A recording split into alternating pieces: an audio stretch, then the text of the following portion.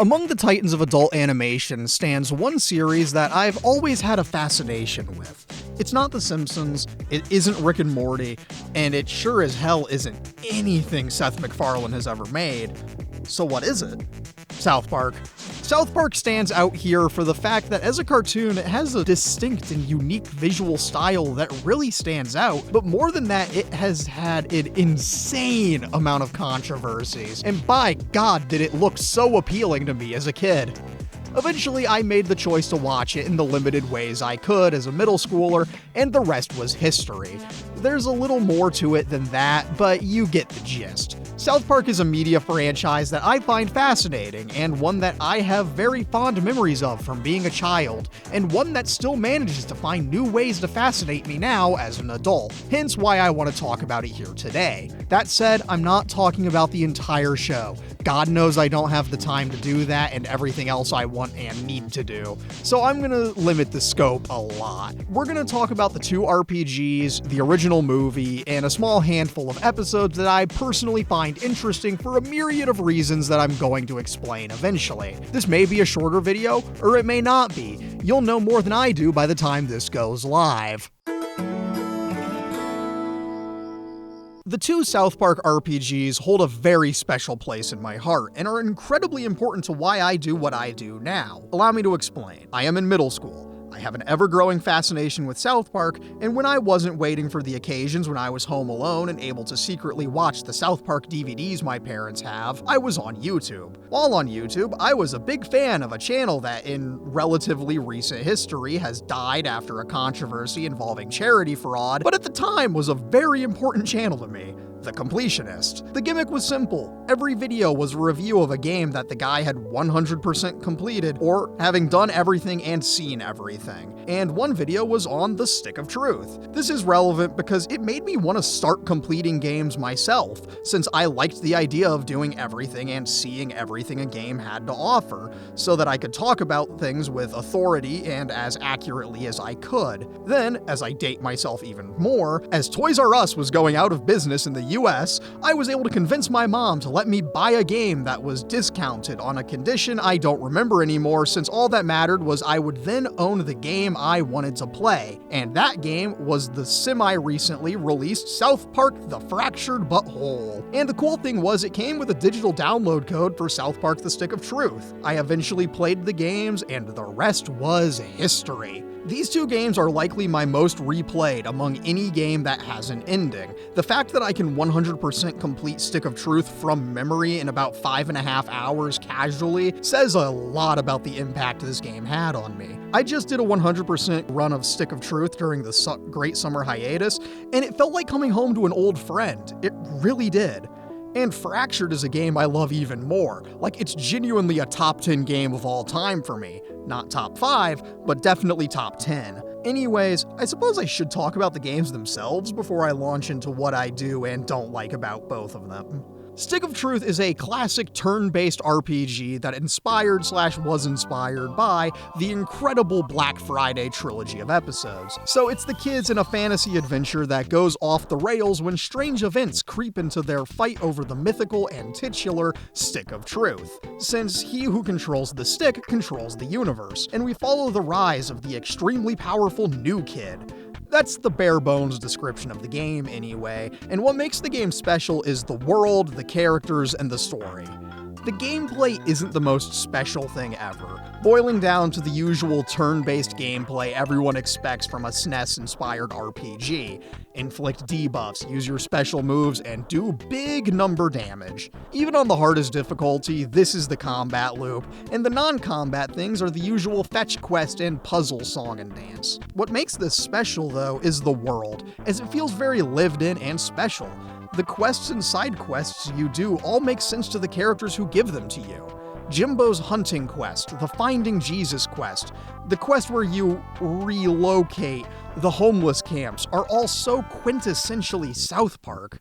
The collectibles are also very South Park, as 2 of the big collectibles that aren't the equipment you use are the Chin Pokemon and your Facebook friends. The Pokemon are an obvious callback to things from an episode, but the friends are specific to this game, and the payout is amazingly stupid and wonderful, and totally not the point. Stick of Truth's character classes are a really wacky thing. You've got 4 options to pick from: the fighter, the mage, the thief, and the Jew.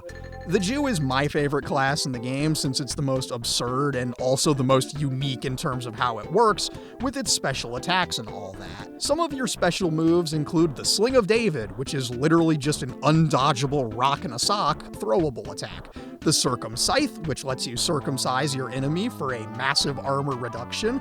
And the final one you unlock, the Plagues of Egypt, where you do exactly what you think you're doing with various effects. It's a very silly class in terms of abilities, but by God is it insanely effective and a lot of fun to use if you know where to get the various items that allow you to basically chain together an endless amount of your special abilities in this unholy string of chaos that melts through enemies, even on the hardest difficulty possible. Speaking of the difficulty, my biggest gripe with the game is that it just isn't that hard, even when you play it on the hardest setting. I really only play the game on that hardest difficulty when I do my relatively frequent playthrough of the game, because on anything other than the highest difficulty, it's just too easy. South Park: The Fractured Butthole is a game that I hold in an even higher regard than Stick of Truth because it's what I consider to be the first game I ever completed, but it's also a lot more fun to play. It's a turn-based game, but with a movement grid and ways you can synergize with the other characters on the board during attacks. You also get to have 3 friends on the board during combat, all with some very unique playstyles that bring a lot of life into this game on replay. The story is always the same, but the way you get through it can be so incredibly different. One playthrough I did was one where I went all in on knockback moves, particularly with the 2 DLC classes that really break the game, the Final Girl and the Netherborn. The Final Girl in particular has one of the best moves in the game with a hammer that does insane knockback, and if you're on the right character build, you can do like 300% knockback damage and does unholy things even on the hardest difficulty. The one thing I can say is that the hardest difficulty this time around actually requires some thought, but it's not the star of the show. The star of the show in this game is the character customization, because there's just so much you can do to fill out your character sheet, and I love it for that. You really get to do a lot with it, and there's certain special items you can get depending on what traits you take. Not that they change the game all that much, but they're there, and I find it cool. Fractured is a longer game, and there's more to do with more varied combat farts than Stick of Truth, which I somehow didn't mention until now. Both of these games have mechanics based around the new kid having some extremely powerful farts in the most nonsensical shit you've ever seen, and both games use them differently and also in similar ways, i.e. for exploration. The games vary the most when it comes to combat use of farting. With Stick, you pretty much never need to use your dragon shouts during a fight, and with Fractured, using them religiously to do all sorts of things. One of the farts in Fractured allows you to skip an enemy's turn, or pause time to skip their turn and also get free damage in. Or my personal favorite, the one that skips an enemy's turn and summons another version of the new kid onto the board for 3 turns. Both games use their various farts for you to solve puzzles and explore the world as a means of uncovering different costumes, weapons, artifacts, whatever it is depending on the game you're playing. As a whole, I love these games for what they are as a core gaming memory of mine, but also because they're simple and still really funny to me. It always picks me up if I'm in a funk, and I can't recommend them enough. They're pretty cheap to find on any current platform and are even on the Xbox 360 and PS3 if you're nasty. And they're so much fun. Well, Stick of Truth is on 360, PS3. If you want to play the other ones, you gotta, play it on something modern. Anyway, they're 2 games that aren't that hard or annoying to complete, and you're gonna have a good ass time, so just play it. So, I'm not a big fan of musicals, but that said, South Park Bigger, Longer, and Uncut is one of my favorite movies ever for a myriad of reasons, not the least of which is the first time I watched it. It was my freshman year of high school, and it was a snow day, I was home, and my dad was off work, so we decided to go to the zoo for the hell of it. So we went to the zoo, and eventually it was time for us to go get some lunch, so we go home, made some pizza rolls, and threw on a movie, and that movie was the South Park movie. It's not the most complicated movie ever, but God, there's so much shit to talk about besides the movie itself, and I'm gonna start with maybe the most interesting story about the production of the movie. To start, this movie faced a lot of trouble from the MPAA for swearing more than 400 times, and to the movie's point, the violence was never the issue among the many times they submitted it for a rating. When the film did finally get approval, the cut contained exactly 399 swear words, and none of the violence was cut in the slightest. Not even Kenny getting burnt to death or the US-Canada war scene. And this approval came from the wondrous powers of having an executive producer from Paramount going absolutely apeshit. Is this 100% accurate? I don't know, and to be frank, I don't care. It's funny. The plot of the movie is simple, and the fact that the MPAA gave this so much trouble really adds to it. It's a normal, perfect Sunday in the quiet little mountain town of South Park, and the boys want to go see a foreign film from Canada, as Stan tells his mom, or more accurately, Terrence and Phillip in Asses of Fire. And after the first musical number ends with the boys getting rejected by that asshole theater clerk, they get a homeless guy to buy them tickets and they go see the joys of Canadian film. Asses of Fire is not well received by the adult audience, but my God are the kids loving it as we enjoy what isn't my favorite song in the movie, but is a damn good time. This warps the minds of the boys, and after they go tell all their friends about the wonders of Canadian film, every kid goes to see it except for Wendy, who is hanging out with some smug smartass, much to Stan's chagrin. In class the next day, the kids say fuck in class, and when Mr. Garrison questions them, we get one of my favorite line deliveries in the movie when Cartman says, "How would you like to suck my balls, Mr. Garrison?" Stan, Kyle, Kenny, and Cartman all get sent to the office, and they have to explain to their moms where they learnt such naughty language. Cartman immediately rats them out, saying they saw Asses of Fire. At lunch, Stan asks Chef how to get a woman to like you, and we establish Stan's mission for the movie. You just gotta find the clitoris. And we also have everyone wearing Terrence and Phillip merch getting sent home. After a news report showing the increasing outrage that parents have over kids sneaking into an R-rated movie, we see everyone in a mandatory counseling session where we have Mr. Mackey doing one of my favorite songs in the movie, It's easy, good. a song meant to teach the kids to use alternative words to swears. Yet as soon as the kids get to go home, guess what they go and see? That's right, Asses of Fire again. This time we see how the film ends with Terrence setting his own fart on fire and burning to death. Cartman dares Kenny that he can't light a fart on fire like that. He does, and oh my God, Kenny killed Kenny! Well, Kenny gets severely burnt, buried under a mountain of salt, and rushed off to a hospital where his heart gets replaced with a baked potato and he actually dies. The moms get the boys from the hospital and they're grounded for a week. Except Cartman, who gets grounded for 3 weeks. We zoom into Kenny's eyes and watch as his soul goes to heaven, a land of boobs, and we see him get denied access as the song Little Boy You're Going to Hell plays. Anyhow, after Kenny goes to hell and doesn't come back, we see the parents of South Park having a PTA meeting where they decide to blame Canada in the objective best song in the movie, Blame Canada! since they can't take any blame. Cut to Terrence and Phillip on Conan, and they get betrayed and kidnapped by the US government. Conan, jumping out of a window as he realizes what he's done, is one of my favorite bits in the movie. You laughed! And we start to see just how far things are about to go. At a UN meeting, Canada argues for the release of Terrence and Phillip as their economy depends on them. The US denies their requests, and war is imminent, especially after the Canadians bomb the Baldwins. Back at school, the kids get called into the gym to watch a very special announcement from Billy Clinton announcing that we're going to war, and Kyle's mom is the head of the operation now. In hell, Satan torments Kenny until he gets interrupted by Saddam Hussein, as voiced by himself, as the credits so proudly reveal. Back at school, we see that prick Wendy has been hanging out with while giving a speech about politics. Then we get another icon of this movie's soundtrack, Kyle's Mom's a Bitch. It's a classic song and an amazing scene, but it results in Cartman getting taken away by Kyle's mom. Ah, fuck. At a PTA meeting, we see his fate, the V-chip, a device implanted into him that prevents him from swearing, otherwise he gets an electric shock. After a mock war propaganda interlude announces that all Canadians are being taken into camps, we get a Canadian item burning in the middle of town, and the boys try to talk their moms out of this at a rally. They fail to talk them down, and they ask themselves a very important question in face of this rejection. What would Brian Boitano do? In my favorite song of the movie. Now that they know what they must do to save Terrence and Philip, we cut back to hell and we see Satan being abused by Saddam, Satan revealing that Terrence and Philip dying on American soil will bring about the end of days, which Kenny overhears.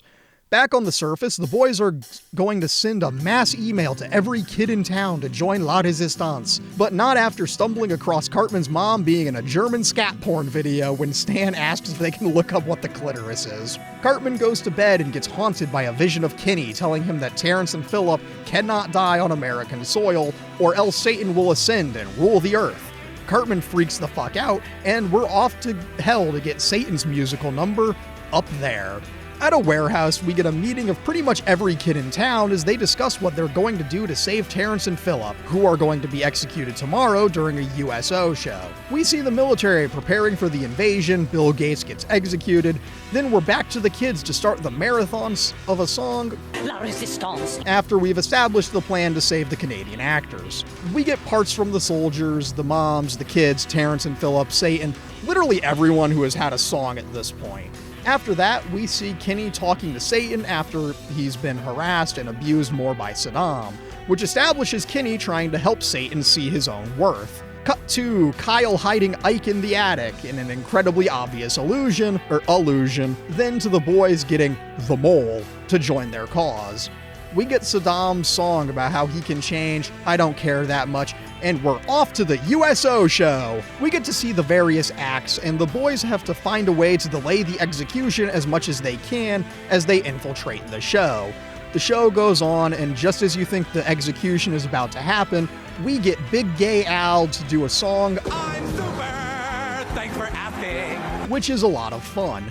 Kenny's ghost distracts Cartman, which leaves the alarms on. The mole fails to set Terrence and Philip free as the alarms go off, and the boys have to go be heroes. They storm the stage and try to talk their moms out of it. They laugh at them, and as they throw the switch to execute the Canadians, the bombs start dropping, Cartman gets electrocuted, and they're free! We get a comically large war scene, and in the woods, Stan finds it. The clitoris. It tells him everything he needed to know, and he's off to save the day. More war ensues, Cartman's V-chip is malfunctioning, the moms realize they've done something wrong, and as the kids all find each other, they go to protect Terrence and Philip as they get surrounded by everyone. Kyle gives a certified Kyle speech, but his mom shoots anyway, and the actors die. Satan makes his ascent to the surface world, and all is going wrong. The end really is here. Saddam takes control and Kenny convinces Satan to do something as Cartman's malfunctioning V-chip allows him to start shooting electricity from his hands. We get the epic Cartman and Saddam fight. Fuck, shit, cock, ass, titties, butter, bitch, muck, pussy, cock, butthole, Barbra Streisand. And eventually Satan picks up Saddam and throws him back to hell after Kenny's words convince Satan to kill him. As a result, Kenny is granted one wish, and he wishes everything went back to the way things were before the war, which does mean Kenny dies and doesn't come back. After an emotional and muffled speech, Satan recalls his minions, Kenny takes his hood off, says goodbye, and everything goes back to the way it was before everything went to hell. We then get the big conclusion as everything comes together, Stan and Wendy get together, Kyle's mom is sorry for what happened, and we get the finale version of Quiet Little Mountain Town as we end on Kenny's soul going to heaven, a land of boobs. Then, roll credits. It's not an overly complicated movie, but for something that was meant to be the end of South Park, it did that incredibly well. If there wasn't any more after this point, I think it would be remembered, or it would still be as remembered as fondly as it is today. This is by no means a perfect movie, but my god, it's still incredibly funny, and the music is fantastic across the board. Every song serves a purpose to the narrative, and they're all good, maybe excluding Saddam's song. All of the bits are well made, and it still holds up. Most cartoon movies feel like they try too hard to be a movie, but this, it feels like one long episode of the show that never loses its steam, which is perhaps the best compliment anyone can give a TV show movie. In all honesty, this really is a huge comfort movie of mine, and I can't say a bad thing about it. I could rewatch it 1,000 times and never get bored of it. It really is a good-ass movie. The problem with talking about all the things based on a show is that you can't not talk about the show everything's based on, right? Well, I'm not talking about every episode because I don't have that kind of time. I am going to talk about a small handful of episodes that I hold in high regard or regard of various degrees for one reason or another. I'm not going to talk about them in order of release. Really, I just want to talk about the ones that have some similarities and some episodes that I just love because they're really funny. Just to list everything we're going to be covering first, in case you want to watch a curated list of episodes that I like, in no particular order, are the Black Friday trilogy. Black Friday, A Song of Ass and Fire, and Titties and Dragons. Mecha Streisand, Scott Tinnerman Must Die, Aspen, The Return of the Fellowship of the Ring to the Two Towers, The Death Camp of Tolerance, Trapped in the Closet, The Ring, Cartoon Wars Part 1 and 2, and episodes 200 and 201. To start, the most amount of episodes in one spot, the Black Friday trilogy. I did explicitly mention it earlier because this is the set of episodes made for two reasons. One, to promote Stick of Truth, and two, to take the piss out of Game of Thrones. The episodes themselves are all centered around Black Friday and the then upcoming release of the Xbone and PS4, and a deal the mall has for the first 30 people into the mall. The first 30 people get 80% off anything, as we learn from the security guards that are all about to get massacred in the upcoming days. But they want that bonus holiday cash, and that's why Randy is there. At least as far as the rest of the security team is concerned. We then cut to the boys, and they're all dressed in fantasy outfits, and Cartman has a plan for everyone to get the next-gen consoles via the powers of Black Friday. We get a news report where we see that what everyone does in preparation for Black Friday. Cut back to Cartman's backyard. Butters gets sent to watch Game of Thrones. Cartman keeps amassing an army by recruiting the other kids. Back at the mall, we get a dramatic story about how Black Friday went last year, all about the blood and murder as people fight to get those deals, and how the captain of the security team is the only reason they survived. Butters talks about how Game of Thrones is all about floppy dicks on the way to Cartman's, but then the civil war breaks out between the boys as they split off into the console wars, which does have the emotionally charged split between Kyle and Stan as they're off to fight in opposite sides of the war. Randy comes home, Sharon questions why Randy is working at the mall, and we get the big reveal that Randy took the job to get ahead of the crowd. At a meeting in the garden, Cartman talks more about Game of Thrones, Butters rants about how But all I get is wiener, wiener, wiener. It's not all gay wiener, but when they do show a straight guy's wiener, it's all soft and floppy, even though he just got done humping a pretty girl. Why is that? Because a soft wiener isn't threatening, just like a gay wiener. again, but then the real complication of the season is the release of Stop Touching Me Elmo. The security team goes mad over how this will be the death of them, and the crowd is already lining up. The PS4 team fails at recruiting the Goths. The first of many, many garden meetings occurs again between Cartman and Princess Kenny, and it's a conversation about betrayal. Speaking of betrayal, the head of the security team talks to Randy about how he's got hope that people will be okay, especially since this is his last Black Friday at the mall. The PS4 army has no one except we cut to the Sony headquarters, and Sony responds to the declaration of the console war by making a Black Friday bundle to push the war in Sony's favor. The Black Friday shoppers hoard around Randy. The head of security saves him, only for him to get stabbed by a filthy shopper. Randy is then given the fake eye scar, and he becomes the head of security, and he takes the job graciously. We end the episode with Stan giving a speech to rally the troops, especially since the new leader is Princess Kenny. The next episode begins with a speech from Princess Kenny, whose motivation is to be officially recognized as a princess. Back at Cartman's camp, the training carries on, and Cartman calls to get Microsoft involved in the console war by making them respond to the Sony Black Friday bundle, to which they don't. More news reports happen, then the shoppers' horde slowly approaches the mall at an incalculably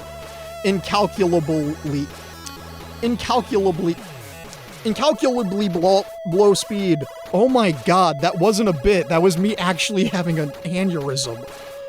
Whew, boy. Anyway, Cartman and Butters are in the garden where the betrayals continue, but more importantly, Butters and Scott Malkinson get sent to New Mexico. Back at Microsoft, Bill Gates himself shows up to assassinate the current CEO since he's not involved enough in the console war. In New Mexico, Butters and Scott meet George R.R. Martin, and he invites them into his house to explain the plot of Game of Thrones. Bill Gates then responds to the Black Friday bundle by giving the kids weapons. Back in New Mexico, the kids still get nothing from Mr. Martin. Cartman has a meeting with Bill Gates in the garden, then we get the real meat of what makes this happen. The CEO of Sony has a special gift for the Sony kids. Kenny gets given magical anime powers. At the mall, Black Friday has been pushed back to December 6th, but the savings have been dropped To 96% off to the first 100 people inside the mall. which means that things are going to get exponentially bloodier than ever expected. The final episode of the trilogy starts with an extended anime sequence starring Princess Kenny doing all sorts of magical anime girl things to help the shipment of PS4s to reach the mainland US, which foils Cartman's plan of having Microsoft using military boats to stop the shipment from ever coming. After a news report shows how nightmarish this is going to get, the boys all decide to merge forces as the Xbox kids concede the war. Unless? Anyways, they're gonna use the fact that the mall is connected to a Red Robin's to sneak in early. In Japan, Princess Kenny gets word of the merged forces, she jumps out of the window and dies, but gets up just fine. We then see Cartman and Stan in the garden. The owner of the garden rats out Cartman, but it then results in Cartman getting Stan grounded when he reveals that this Red Robin's operation was Kyle's idea. At the mall, today's the day. As soon as George R.R. Martin arrives to do the ceremonial ribbon cutting, which has a cutaway to George, Butters, and Scott Malkinson on horses riding to Colorado, talking about horse dicks, because we have to get one more floppy dicks joke in. Kyle goes to visit Stan and they talk about the betrayal. It's a very sad moment for them and all, but it don't much matter since the hordes are about to enter the mall. At the Red Robin wedding, we get a betrayal on top of the betrayal when Bill Gates and the CEO of Sony step in to fight to the death, all while Mr. Martin rambles on about floppy dicks. Stan makes his miraculous entrance, Randy gets word of the wedding, and he's off to save Tom Hanks and Beyonce, which is who the boys said were getting married. The CEO fight begins, the bloodbath really begins with Mr. Martin getting castrated and the doors getting broken down, all while the boys are locked within the Red Robin. We get the bloodbath intercut with real footage from Black Friday's past. Randy gets a call from Sharon about Stan being in the Red Robin, so he's got to go save his son. Bill Gates kills the CEO of Sony, and thus the winner of the console war was Xbox. The boys walk through the ocean of blood and bodies to EV Games, and they leave as the news report shows the aftermath of Black Friday, where they say the real winner of the war was Channel 9 News. We end with the kids realizing they really just want to play outside. Cartman picks up a stick and says, Like this! We can just play with this! Screw video games, dude! Who fucking needs them? Yeah! Fuck them! The South Park video game, coming to stores soon.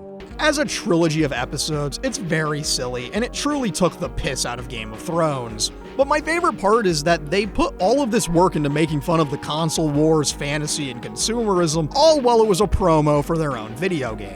It's so stupid, but holy shit is it a funny concept for an ad, and it gave a lot of the character designs for Stick of Truth that we all know and love. For example, Cartman's wizard outfit, Princess Kenny, Stan's ranger outfit, Butters' paladin outfit, Craig and Tweek's outfits, and Jimmy's bard outfit, with the notable changed outfit being Kyle's high elf costume in the game, not being anything like what he wears in this episode set. That's a large part of why I like this set of episodes anyway, but it's also because the plot is a fair bit more in-depth compared to the average episode. And speaking of the average episode, the only Season 1 episode I want to talk about I only want to talk about this episode for a single reason, and any longtime viewer of my videos can guess that. It's because of the fact that this episode features Robert Smith as himself. Robert Smith? Sweet!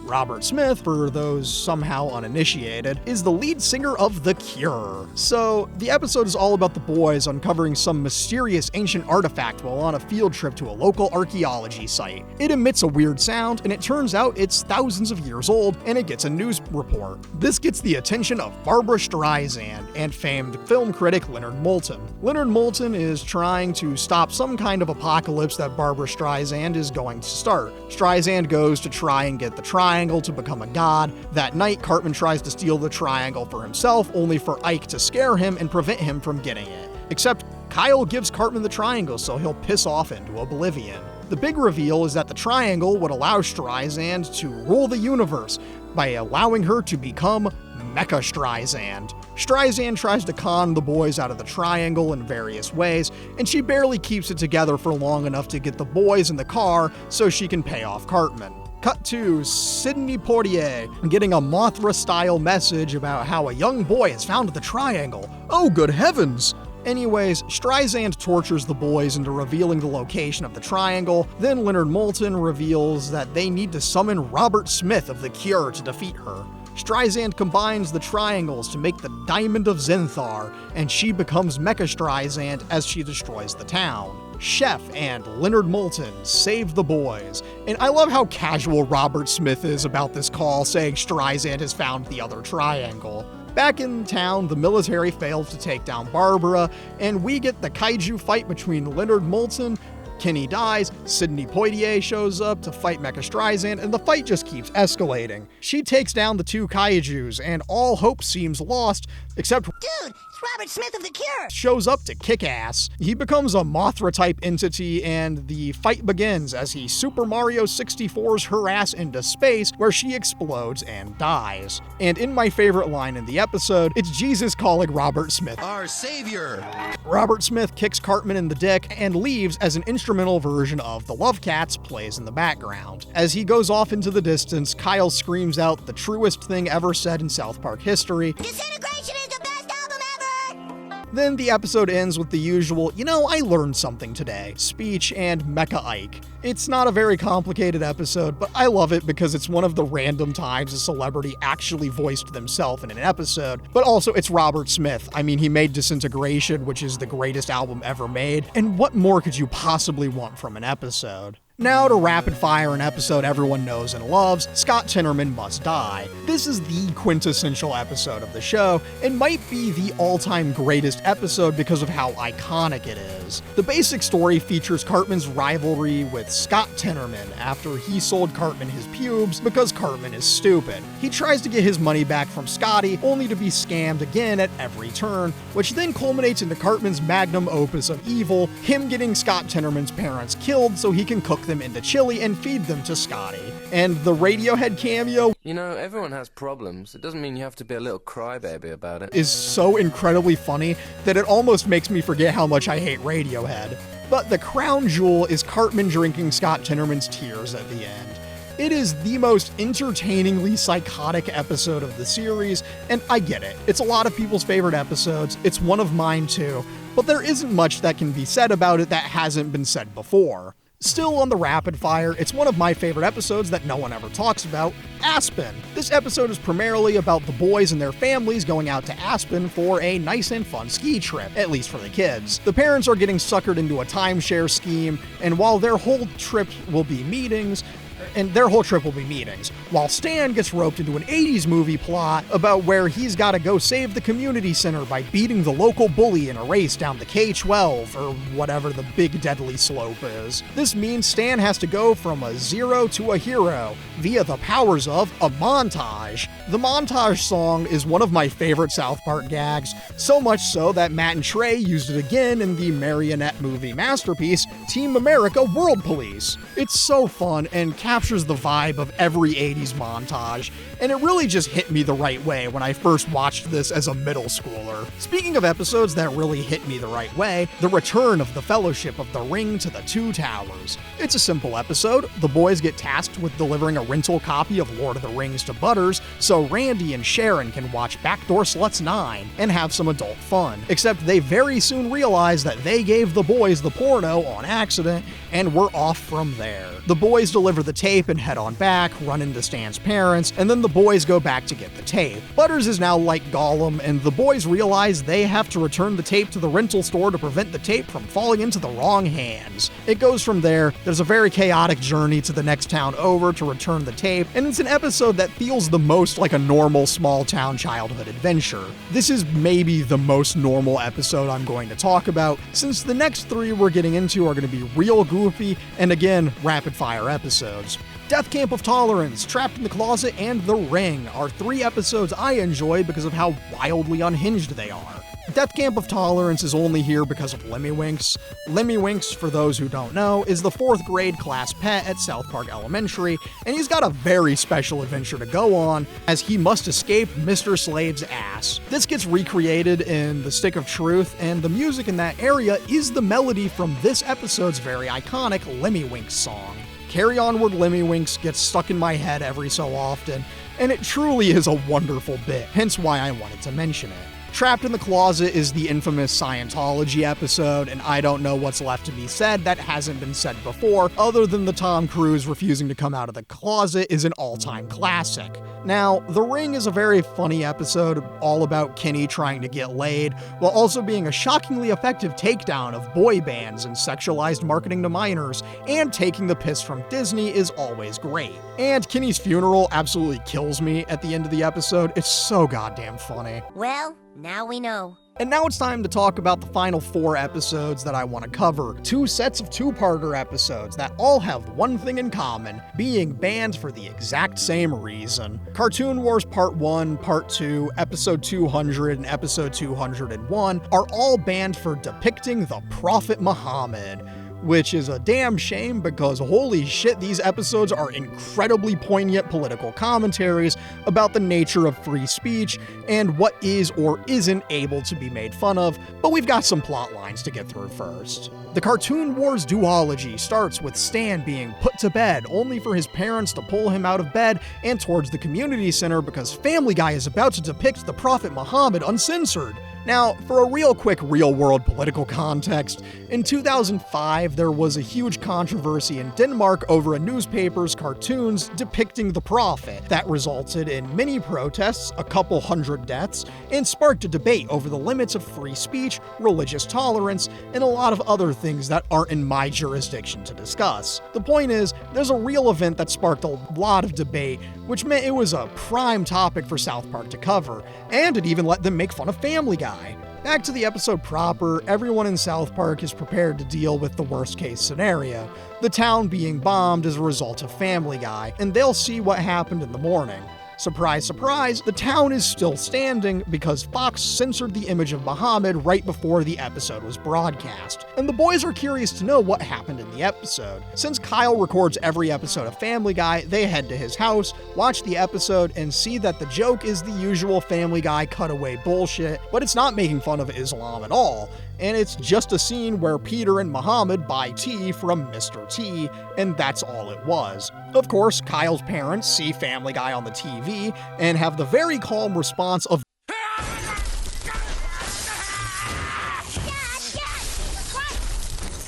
Then Cartman, against all odds, is very against Family Guy and is weirdly against the TV show making fun of religion, and he plans to go to Fox's headquarters to get the episodes pulled. Cartman gets on his big wheel and plans to bike all the way to the Fox offices in LA, and Kyle decides to go with him since he believes that Cartman's intentions are pure, only for it to be revealed that Cartman's intentions are to get Family Guy off the airwaves. That's right, Cartman's going to the Fox headquarters to get Family Guy off the airwaves, which leads to the most incredible chase sequence you've ever seen. The town decides that if the next episode of Family Guy, which will feature the Prophet uncensored, airs, they're gonna survive by having the plausible deniability that no one saw it since they're gonna bury their heads in the sand. And when George W. Bush visits Fox and they refuse to pull the episode, it ends out the first part of this 2-parter. The second half is all about 2 plots, what's going on in town, and the Fox HQ adventures of Cartman.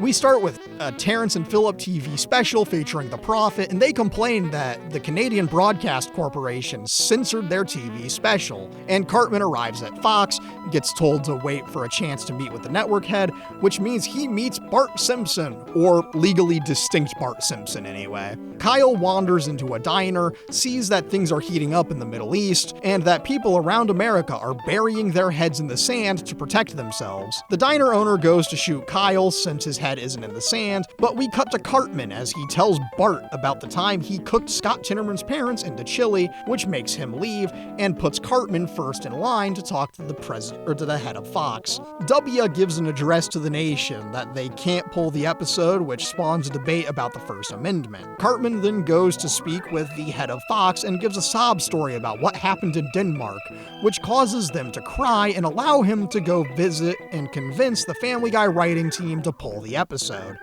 Kyle didn't die, and he actually convinced the diner owner to give him a ride to Fox's HQ. Kyle sees Bart, asks him where the head of Fox's office is, and Bart points him in the wrong direction to knock Kyle out and tie him up.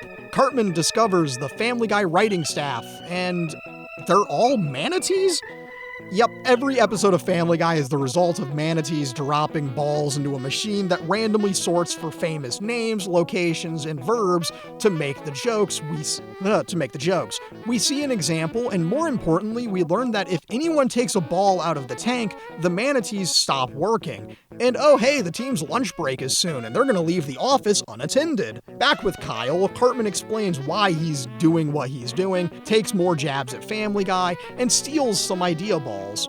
The manatees stop working. Cartman tells the head of Fox not to give in to the manatees' demands, and he decides to pull the episode from airing in 25 minutes. Kyle has escaped containment, and now it's time to fight Cartman all across the Fox studio lot. We get a lot of jokes about other Fox shows during the most excessive slap fight you've ever seen, until Bart Simpson knocks out Cartman with his skateboard. Back with the head of Fox, Cartman tells them to pull the episode, which begins a very long sequence similar to the way the president launching a nuke in a movie is shot. Kyle gives a speech to the head of Fox, Cartman interrupts him, and we get the obvious message that censorship as a result of threatening violence is bad, and Kyle makes the statement that either it's all okay or none of it is. And the head of Fox decides that the episode will air uncensored. Except we get a message that says Comedy Central refuses to air the image of Muhammad, and then we cut back to the episode as usual. The terrorists do retaliate by releasing a poorly animated gag of people crapping on each other,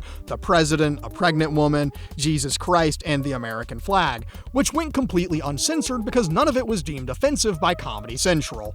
I would like to say I am not qualified to talk about whether depicting the Prophet Muhammad is offensive or not, given that I am not a religious man, so I won't. What I can say is that this episode is incredibly funny to me, and Kyle's speech is very interesting and important. Not giving in to the threat of violence is very meaningful, and asking what is or isn't okay to make fun of is an interesting question, especially in regards to religion. It is a question that I, the humble YouTube nobody, cannot answer, but that is still something worth pondering years down the line, hence why we're off to the next and final set of episodes I want to cover, episodes 200 and 201.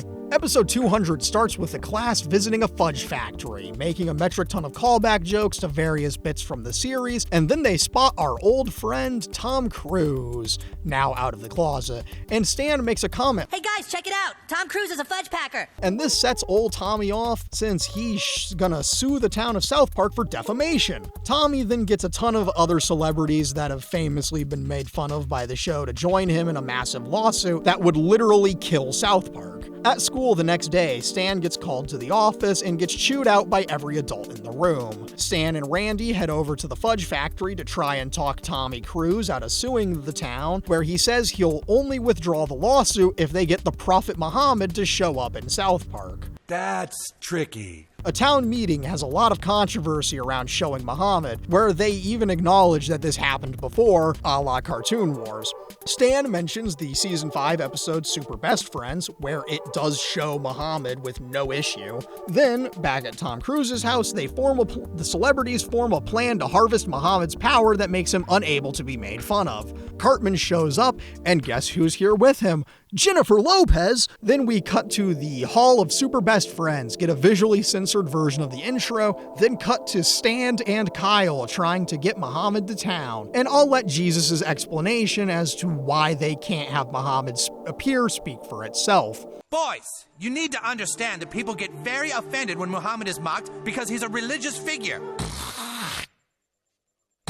Buddha, don't do coke in front of kids! They come up with a plan that if Muhammad is hidden within a U-Haul, then no one can get mad about it. We cut back to the celebrities and they're gonna harvest Muhammad's goo to become unable to be made fun of. Cartman talks to Jennifer Lopez in a closet, and we discover that it's not J-Lo, it's Mitch Connor. The boys manage to bring Muhammad to South Park. They have to deal with the question of how to get Muhammad from the U-Haul to Tom's limo. They arrive and Muhammad is in a mascot costume. They go to do the transfer, but it turns out there are terrorists that also want Muhammad's power to not be made fun of, the Gingers. Cartman and Mitch Connor argue. Connor has information regarding Cartman's dad, and he'll use this to string Cartman along more.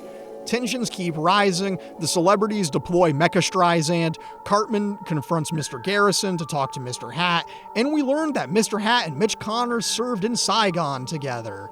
Tensions reach a near breaking point, and we end the episode. Episode 201 opens in Vietnam in a flashback to when Mitch Connor served in the war. Then we're back to South Park, and Mr. Garrison tells Cartman that he's gotta go talk to someone. Back at the Ginger standoff, Muhammad steps out of the mascot costume, and it turns out that it was Santa! Merry Christmas, bitches! Then Mecha Streisand appears. The Super Best Friends have to deal with the Mecha Streisand attack. Cartman goes to Dr. Mephisto to uncover the truth. Mecha Streisand kills Pip forever, and it's all going to shit. The boys have Muhammad, and they realize they need to take the prophet to Dr. Mephisto so they can clone Muhammad and satisfy the celebs and the Gingers in one go. Back with Cartman, he gets interrupted by the boys trying to clone Muhammad, and after a Super Best Friends interlude to stop Mecha Streisand, the Gingers siege Dr. Mephisto's house and kidnap Muhammad so they can bargain to get access to the goo as their boss wants. The head Ginger has taken Cartman, and he's at a ChiliCon carnival to reveal that Scott Tinnerman is here. He's gonna torment Cartman and reveal the truth about who his dad really is. The celebrities test the machine on Tom Cruise, and he, like Muhammad, becomes a giant censor bar that can't be made fun of anymore. But more importantly, we cut back to Cartman being held in front of everyone who lied to him. Cut back to the celebrities, and it's time for a fight between the Super Best Friends, the Gingers, and the celebrities. Back with Scotty, we uncover that Cartman's dad was a Denver Bronco, but worse than that, Jack Tennerman was your father. And it means that Cartman is related to Scotty, and he killed his own dad. Back at the fight scene that's also invaded Scott Tinnerman's room, Seaman attacks Tom Cruise. Stan says, Hey, look, Tom Cruise has semen on his back. And then the censor bar drops off Tom Cruise. Kyle gives his speech, and I'm gonna risk letting it play in full because it says what this episode is all about much better than I could. You see, I learned something today. Throughout this whole ordeal, we've all wanted to show things that we weren't allowed to show. But it wasn't because of some magic goo. It was because of the magical power of threatening people with violence. That's obviously the only true power. If there's anything we've all learned, it's that terrorizing people works. That's right. Don't you see, Gingers? If you don't want to be made fun of anymore, all you need are guns and bombs to get people to stop. That's right, friends. All you need to do is instill fear and be willing to hurt people, and you can get whatever you want. The only true power is violence. Yeah. And with that speech, that famously gets censored a lot, we see Cartman crying over what happened, and it's only because it means Cartman is half Ginger. He doesn't care at all about killing his own dad. Mitch Connor tells him that he is half Denver Bronco, which makes him cool. Mitch disappears, and the boys have a way to help Tom Cruise get what he wanted after all. They launch him to the moon, and he dies up there in a callback to an episode where they sent a killer whale to the moon, and that's how the episode and this segment ends. Oh my god, they killed Kenny! You bastards! And there you have it, a whole lot of nothing about a media franchise I adore.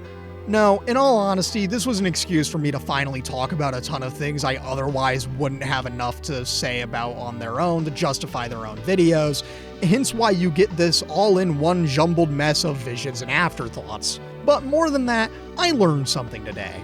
At some point in every kid's life, they come across a TV show made for adults that will define them going forward.